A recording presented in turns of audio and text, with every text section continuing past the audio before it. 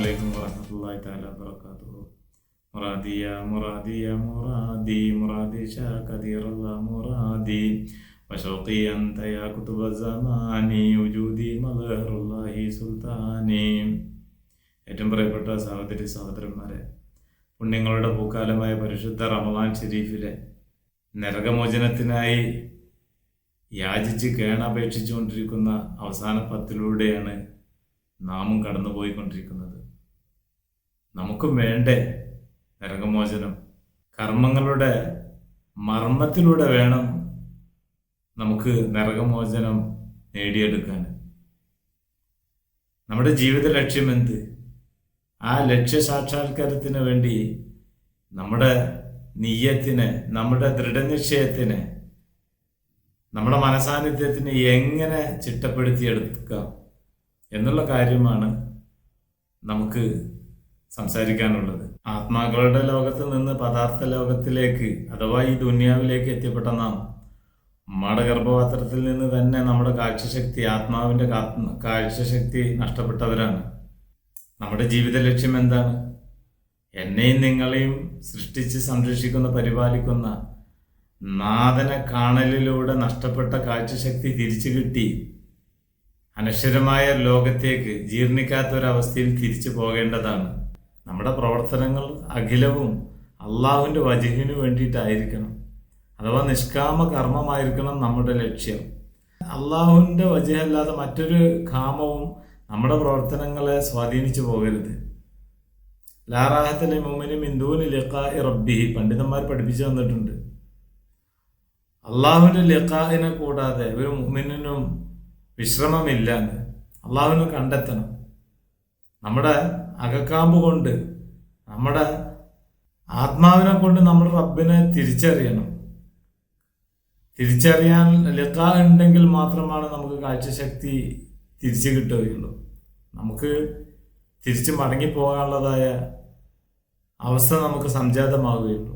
അതിന് അല്ലാഹു സുബ്ഹാനഹു വ തആല അവൻ്റെതായ സംവിധാനങ്ങൾ അവൻ സംവിധാനിച്ച സംവിധാനത്തിലൂടെ നാം സഞ്ചരിക്കൽ നിർബന്ധമാണ്. നമുക്കറിയാം, നബി അലൈഹി സ്വലാത്തു വസ്സലാമിനെ സൃഷ്ടിച്ചതായ സമയത്ത് അള്ളാഹുവിൻ്റെ പരിശുദ്ധമായ ആ തേജസ്, ആ നൂറ്, ആ ദിവ്യ ജ്യോതിസായിരുന്നു നബി അലൈഹി സ്വലാത്തു വസ്സലാമിൽ സന്നിവേശിപ്പിച്ചത്. ആ ഒരൊറ്റ കാരണം കൊണ്ട് തന്നെയാണ് നബി അലൈഹി സ്വലാമിനെ സുജൂദ് ചെയ്യാൻ പറഞ്ഞത്. പക്ഷേ സത്യം തിരിച്ചറിയാതിരുന്ന ഇബ്ലീസ്, അസാസീൽ, അവൻ എതിർത്തു. അവൻ അള്ളാഹുവിനെ ധിക്കരിച്ചു. കാലാകാലം ശപിക്കപ്പെട്ടവനായി അവൻ പുറത്തു പോവുകയുണ്ടായി.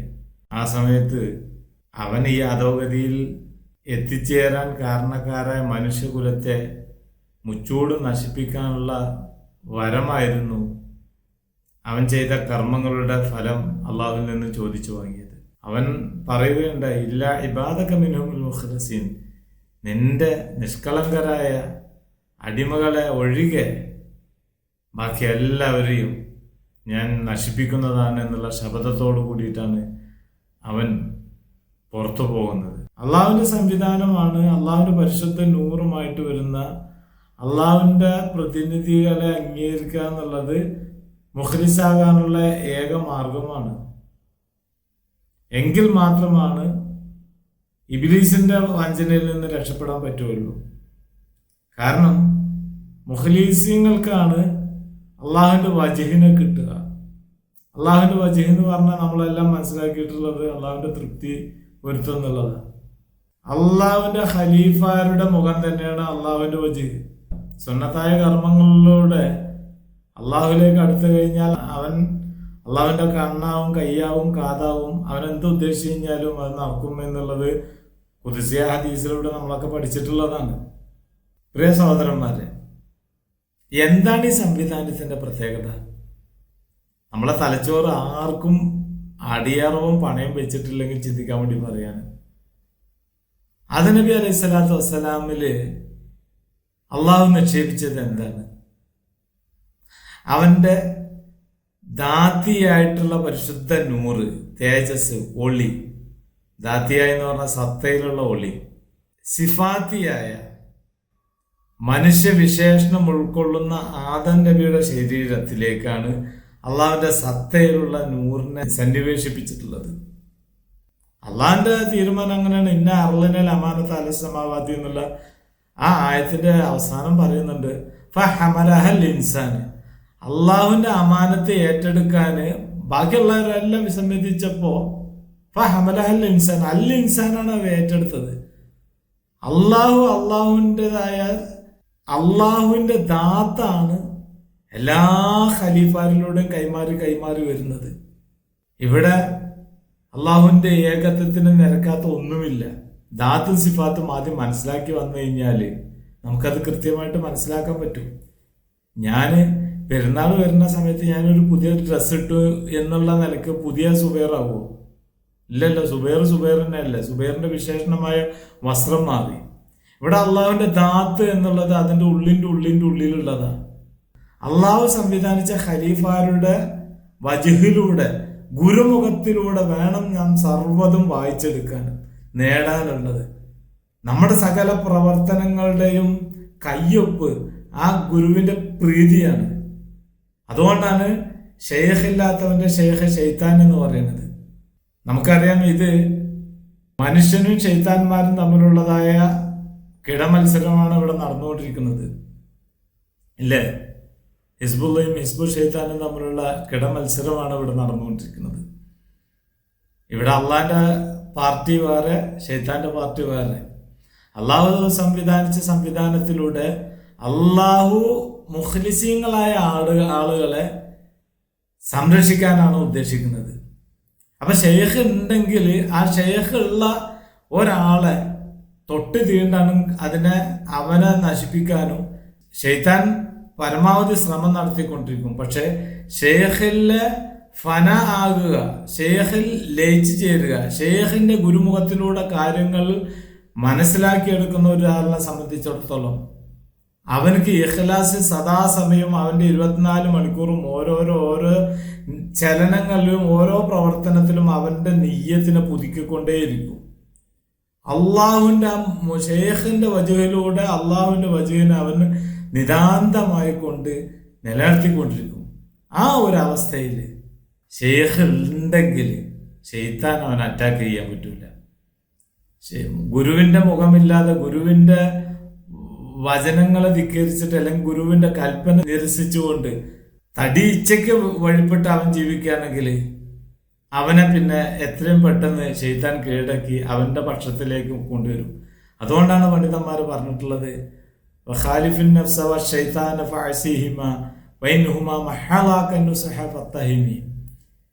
നിന്റെ ശരീരച്ഛയും അതിനെ കൂട്ടുപിടിച്ച് നിന്നെ നശിപ്പിക്കാൻ വെമ്പൽ കൊണ്ട് നിൽക്കുന്ന ശൈത്താനെ നീ എതിര് നിൽക്കുക. ഇനി അവര് എന്ത് തന്നെ വളരെ മനോഹരമായിട്ടുള്ള ഉപദേശവുമായിട്ട് നിനക്ക് വന്നു കഴിഞ്ഞാലും ഫത്തഹിമി, അപ്പൊ നീ തിരിച്ചറിഞ്ഞോ എന്തോ ഒരു കുതന്ത്രവുമായി വഞ്ചനയുമായിട്ട് വന്നിട്ടുള്ളത് എന്നുള്ളതാണ് നിനക്ക് നീ അതിനെ തള്ളിക്കളയണം എന്നാണ് മഹത്തുക്കൾ നമ്മളെ പഠിപ്പിക്കുന്നത്.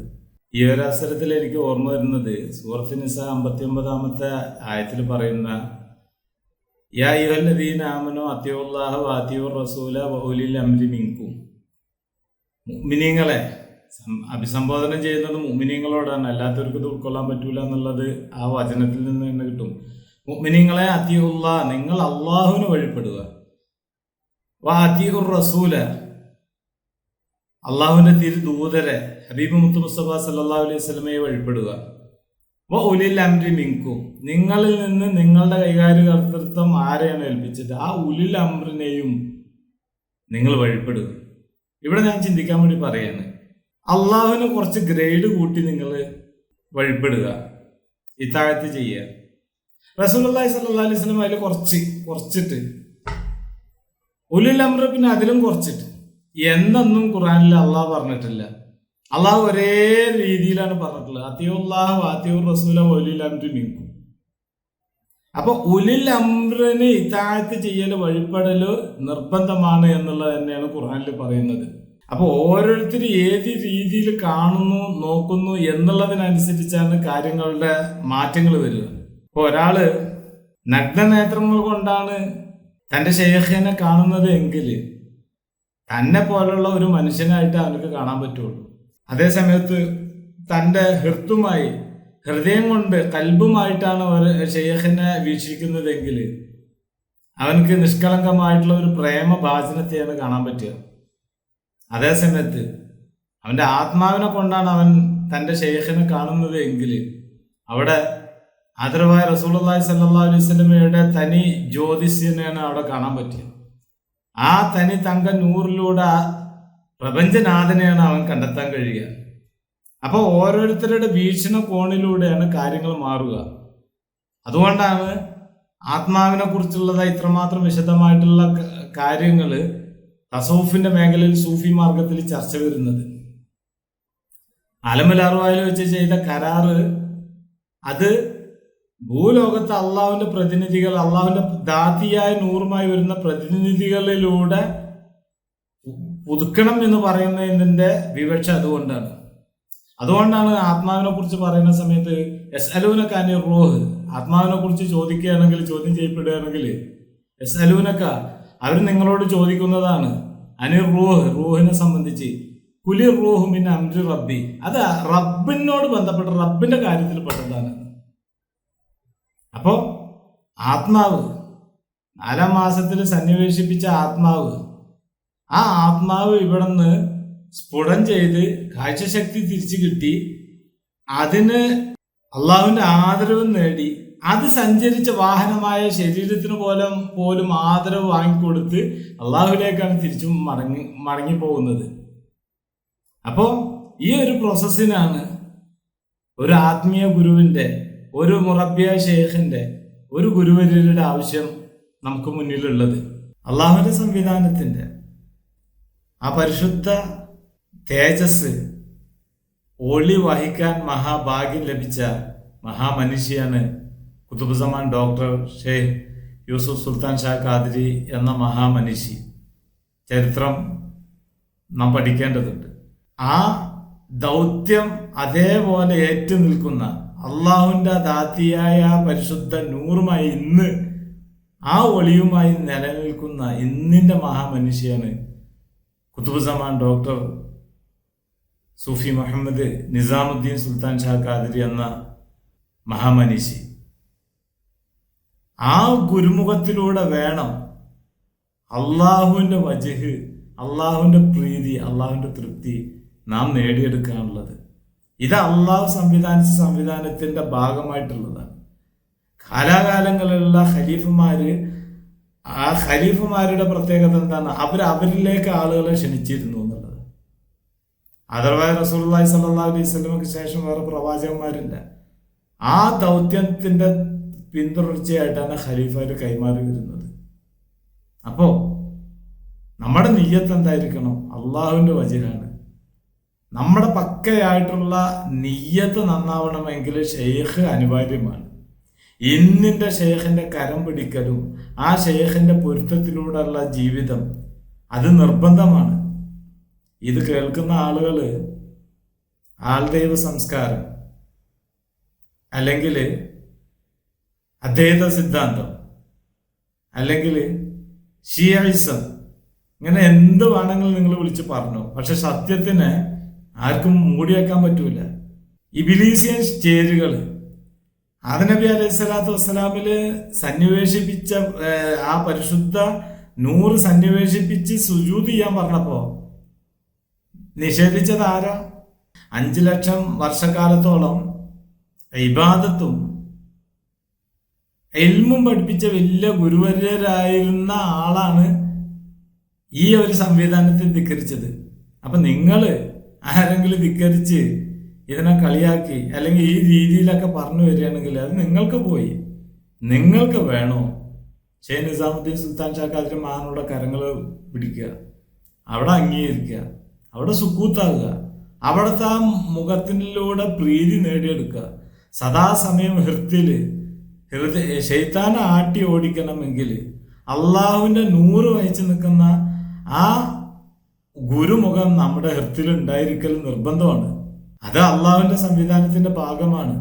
ഇതിനെ നിങ്ങൾ എന്ത് വിളിച്ചു കഴിഞ്ഞാലും അത് അത് നിങ്ങൾക്ക് പോയി, അത്രേ ഉള്ളൂ. ഈ ഒരു അവസരത്തിൽ എനിക്ക് 2 വരി പറയാനുണ്ട്. നിങ്ങൾ എന്ത് ചിന്തിച്ചെടുക്കുകയാണെങ്കിൽ കുഴപ്പമില്ല. ബഹുമാനപ്പെട്ട ആദരവായ റസൂലുള്ളാഹി സ്വല്ലല്ലാഹു അലൈഹി വസല്ലമയെ കുറിച്ച് ശ്രീനാരായണ ഗുരു പാടിയ 2 വരികളാണ്. പുരുഷാകൃതി പൂണ്ട ദൈവമോ, നരദിവ്യാകൃതി പൂണ്ട ധർമ്മമോ, കാരുണ്യവാൻ നബി മണിമുത്ത് രത്നമോ. അപ്പോൾ ഈ ദാത്തിയായിട്ടുള്ള 100 മനുഷ്യനിലേക്ക് സന്നിവേശിപ്പിച്ചപ്പോൾ അതിനെക്കുറിച്ച് പറഞ്ഞ പുരുഷാകൃതി പൂണ്ട ദൈവമോ എന്ന്. നിങ്ങൾ ഇതിന് ആൾദൈവ സംസ്കാരം എന്നോ അദ്വൈതെന്നോ എന്തു പറയണമെങ്കിലും അത് സത്തയാണ്, അതാണ് ഹക്കീക്കത്ത്. ഹല്ലാജ റളിയല്ലാഹു അൻഹുവിനെ എന്തിനാണ് വധിച്ചത്? അനൽ ഹഖ് എന്ന് പറഞ്ഞ ഒരൊറ്റ കാരണത്താലാണ് ഹല്ലാജ റളിയല്ലാഹു അൻഹുവിനെ വധിച്ചത്. ബഹുമാനപ്പെട്ട മുഹീദ്ദീൻ ഷെയ്ഖ് റളിയല്ലാഹു അൻഹു പറഞ്ഞ എന്താണ്? ഹല്ലാജ കൊല്ലുന്നാൽ അന്ന് ഞാൻ ഉണ്ടെങ്കിൽ അവർ കൈ പിടിച്ചിടും എന്ന് പറഞ്ഞവർ. അവിടെ അള്ളാഹുവില് വിലയം പ്രാപിച്ചതിന്റെ ആ മൂർധന്യ അവസ്ഥയിലായിരുന്നു ആ രാജാവിന്റെ മകളുടെ ജീവൻ വെപ്പിച്ച ഒരു സംഭവത്തിലാണ് അനൽഹക്കുംബി ഇതിന് അനൽഹക്ക് എന്ന് പറഞ്ഞത്. ഇനി ഇതിനെ നിങ്ങൾക്ക് ഏത് രീതിയിലും വേണമെങ്കിൽ വളച്ചൊടിക്കാം. പക്ഷെ അള്ളാഹുവിന്റെ ആ ദാത്തിയായിട്ടുള്ള 100 ഈ സംവിധാനത്തിലൂടെ, ഖലീഫാരുടെ സംവിധാനത്തിലൂടെ ഖിയാമത്ത് നാൾ വരെ വന്നുകൊണ്ടിരിക്കും. കാരണം അള്ളാഹുവിന്റെ ദീൻ നടത്താൻ വേണ്ടിയിട്ട് ഭൂമിദാനത്തിൽ ഞാൻ ദീനെ നടത്തുവാൻ ഭേദാമ്പർ നമ്മുടെ ആള് ഞാൻ എന്ന് പറഞ്ഞ ആ സംവിധാനമാണ്. അതുകൊണ്ട് ഞാൻ ഒരുപാട് കാര്യങ്ങൾ പറയേണ്ടതുണ്ട്, ഷോർട്ടാക്കുകയാണ്. ഇൻഷാ അല്ലാഹ് പിന്നീട് നമുക്ക് പറയാം. നമ്മുടെ ദീനും ദുനിയാവും സർവ്വതും രക്ഷപ്പെടണമെങ്കിൽ ഇന്നിന്റെ കാലഘട്ടത്തിന്റെ കാര്യദർശി, ഇന്നിന്റെ ഖലീഫ, അള്ളാഹുവിന്റെ പ്രതിനിധി, സർവ്വതുമായിട്ടുള്ള ഖുതുബുസ്സമാൻ ഷെയ്ഖ് നിസാമുദ്ദീൻ സുൽത്താൻ ഷാ ഖാദിരി മഹാനവറുകളെ ചാരത്തേക്ക് അണയുക. ഇത് ഒരു മുസ്ലിം വിഭാഗത്തിനോട് മാത്രമുള്ള കൽപ്പന അല്ലെങ്കിൽ അവരോടുള്ള ഉപദേശമല്ല, സർവ വിഭാഗങ്ങളോട് മനുഷ്യകുലത്തിനോടുള്ളതാണ്. കാരണം 1.25 ലക്ഷം പ്രവാചകന്മാര് ലോകത്ത് വന്നിട്ടുണ്ട്. ഇന്ത്യയിൽ ഒരുപാട് പ്രവാചകന്മാർ വന്നിട്ടുണ്ട്. ആദം നബി അലൈഹി ഇസ്ലാമും ശിവനും തമ്മിലുള്ളതായ കമ്പാരിസൺ ഇവിടെ നടന്നുകൊണ്ടിരിക്കുന്നുണ്ട്. ഹൈന്ദവ വിശ്വാസപ്രകാരം ശിവന്റെ നെറ്റിത്തടത്തിലാണ് ദൈവത്തിന്റെ ഒളി എന്ന് പറഞ്ഞിരുന്നു. അപ്പൊ ഇതെല്ലാം വിശ്വസിക്കുന്ന മറ്റു മറ്റു വിഭാഗങ്ങളോടും കൂടിയിട്ട് പറയുന്നത്, നിങ്ങൾക്കും സ്വാഗതം. ആ ഒളിയിലേക്ക്, ആ ഒളിയുടെ മുത്തുരത്നത്തിലേക്കാണ് നിങ്ങളെ ക്ഷണിക്കുന്നത്. നിങ്ങളുടെ ആത്മാവിനെ സ്ഫുടം ചെയ്ത് ഇവിടുന്ന് പരിശുദ്ധമായ നിലയിലേക്ക് വന്നിടത്തേക്ക് തിരിച്ചു പോകാൻ എല്ലാവർക്കും അതിനുള്ളതായ ഇത് കേൾക്കുന്ന നല്ല നിലക്ക് കേൾക്കുന്ന ആളുകളെല്ലാം ആ സംവിധാനത്തിലേക്ക് അടുക്കുക. ഇൻഷാ അല്ലാഹ് റബ്ബ് സുബ്ഹാനഹു വ തആല നമുക്ക് തൗഫീഖ് നൽകുമാറാകട്ടെ. ആഖിറു ദഅവാനാ അൽഹംദുലില്ലാഹി റബ്ബിൽ ആലമീൻ. അസ്സലാമു അലൈക്കും വറഹ്മത്തുള്ളാഹി തആല വബറകാതുഹു.